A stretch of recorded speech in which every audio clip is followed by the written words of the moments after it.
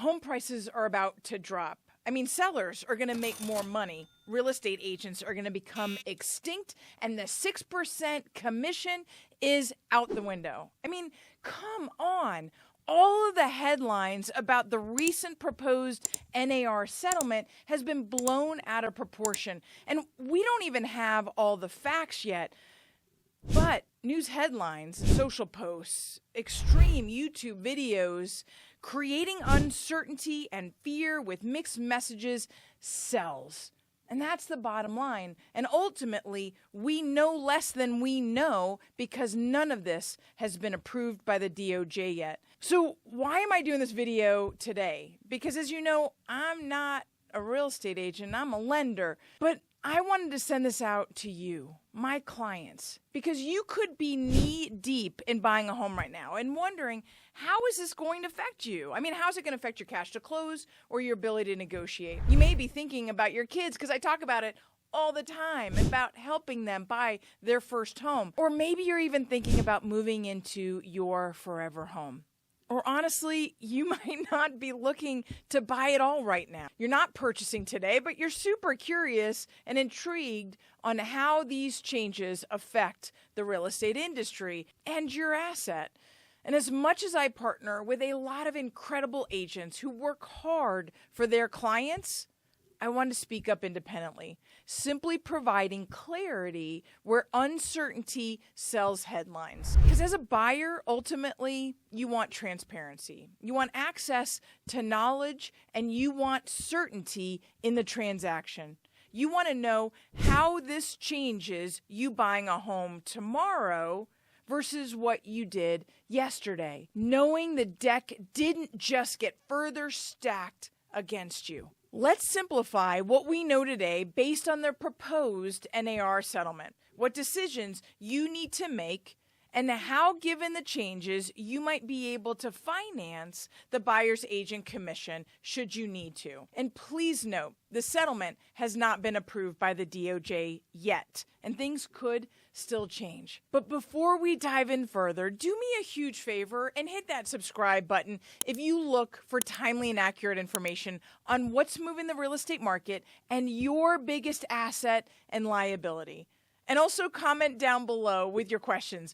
This is a time when we should be coming together, not getting chippy with one another. The primary objective of the settlement was simply to decouple the cooperative compensation between listing agent and buyer's agent, removing the compensation from the MLS or the multiple listing service, and requiring a written agreement between buyer's agent and buyer. Now again, I do not receive any compensation on either side. But given the questions that I'm hearing consistently from my borrowers, I wanted to shed some light on this. There is talk in the headlines about how the change is going to reduce costs or home prices. I mean, I just don't see it that way. Buyers have always paid their own agent's commission. It was just rolled into the home's list price. Today, sellers are going to be looking at home sale comparisons, wanting to get the highest price possible. I mean, that's just human nature. What they might not take into consideration is those previous homes sold included both the listing agent and the buyer's agent commission paid from the seller's proceeds. Now, as a seller, they need to decide if they're willing to compensate the buyer's agent.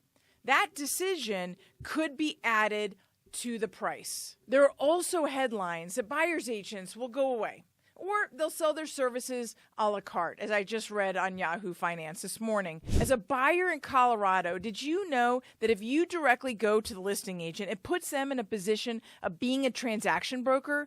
This means they cannot represent you nor the seller transparently. They have to stay legally neutral. As a highly experienced lender with 22 plus years in the industry, I own 24 doors and 2 commercial buildings.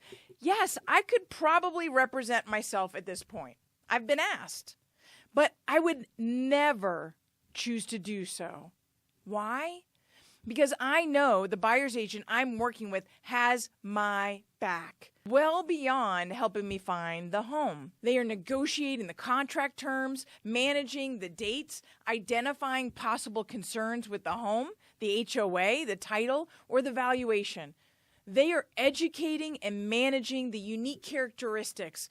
I mean, if I'm buying a home with a well or septic or mineral rights, they are supporting me before, during, and after closing on one of my biggest deals. So now the question is, how does this affect financing? And I want to jump into that because financing your new home and possibly the buyer's agent commission is a big question mark. Since the proposed settlement would decouple the listing agent and the buyer's agent's commissions, there is a chance that the seller would choose to not pay the buyer's agent's fee. This would leave you as the buyer in a position to either negotiate it back into the contract, pay it yourself, or go without representation. Many first-time homebuyers might only have enough for the down payment, or they might even be using down payment assistance, which is why this is such a big topic of conversation. Here are the lending truths I know today,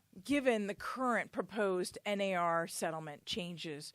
And remember, all of this is still subject to change. As of right now, the VA loan is the only loan type that currently does not allow buyers to pay their own buyer's agent commissions. This will have to be reviewed and adjusted.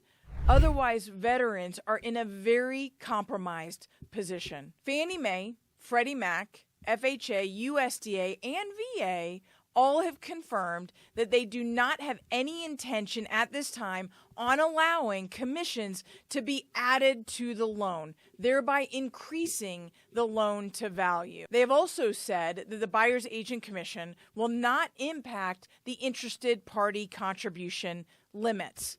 This is important, as it could have limited how buyers and sellers could negotiate closing costs or inspection items. Buyers and their agents will have the ability to negotiate the seller to pay the buyer's agent commission through an increase in purchase price. Honestly, this will feel much like it does today, but through a more transparent conversation. As a side note, should the appraisal not come in at the newly negotiated contract price, there are several loan options available that would create little to no impact on either the buyer or the seller.